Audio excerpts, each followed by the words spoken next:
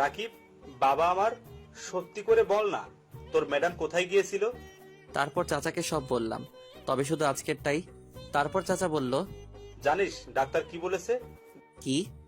তারপর চাচা যা বলল তা শুনে আমার মাথা ঘুরে গেল। আমি অবাক হয়ে তাকিয়ে রইলাম ম্যাডামের দিকে। তারপর চাচা আমার হাত ধরে বলল, ওর এই সব কথা যদি মিডিয়ার কাছে যায় তাহলে তো সর্বনাশ হয়ে যাবে। এমনি বিরোধী দলগুলো ক্যাসাল করতেছে, আবার যদি এই খবর পায় তো মিডিয়া পুরাই গরম করে ফেলবে।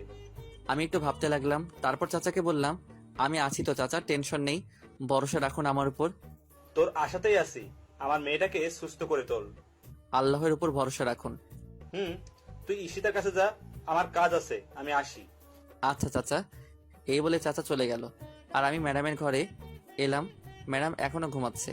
ম্যাডামের কথা ভাবতে লাগলাম। যা করেছে নিজের ইচ্ছায়, কিন্তু তাই বলে এই অবস্থা হবে কেন?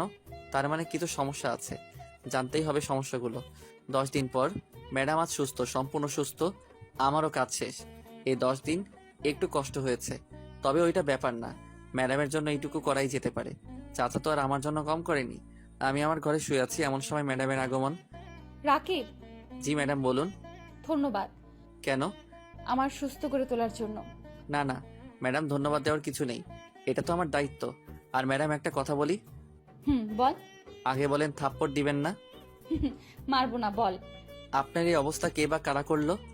আমার এই প্রশ্নটা ম্যাডাম আশা করেছিল মনে হয়, কারণ ম্যাডাম আমার প্রশ্নটা শুনে অবাক হয়নি ঠিকই, কিন্তু ম্যাডামের মুখটা শুকনো হয়ে গেল। তারপর ম্যাডাম বলল, তার আগে বল, আমার একটা ভালো বন্ধু হবা?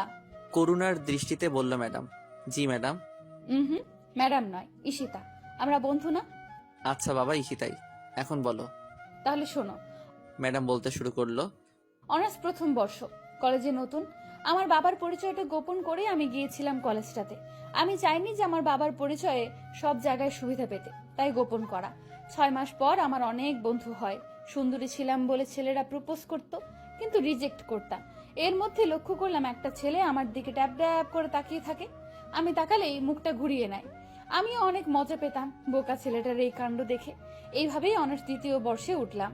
ছেলেটাকে আমিও ভালোবেসে ফেললাম, কিন্তু ছেলেটা আমাকে কিছুই করে না। প্রতিদিন একটু সেজে যেতাম, কারণ আমি মনে করতাম আজও প্রপোজ করবে, কিন্তু ও করতো না। তবে একদিন হুট করে প্রপোজ করে ফেলে। আমিও অবাক হয়ে যাই। আমিও রাজি ছিলাম বলে প্রপোজটা একসেপ্ট করে নেই। শেয়ারিং, কেয়ারিং, ঘুরোঘুরি, আড্ডা সব মিলিয়ে ভালোই ছিলাম। ওর বন্ধুরা যখন ভাবি বলে ডাকতো তখন খুব লজ্জা লাগতো। তারপর এখন থেকে 8 মাস আগে একদিন রাতে আমাকে বলে, ঈশিতা, আমি আর থাকতে পারছি না। সবাই সবার জিএফের সাথে কত কিছু করে, চুমু খায়, আরো কত কি, আর তুমি কিছুই করতে দাও না। দেখো সালমান, বিয়ের আগে এগুলো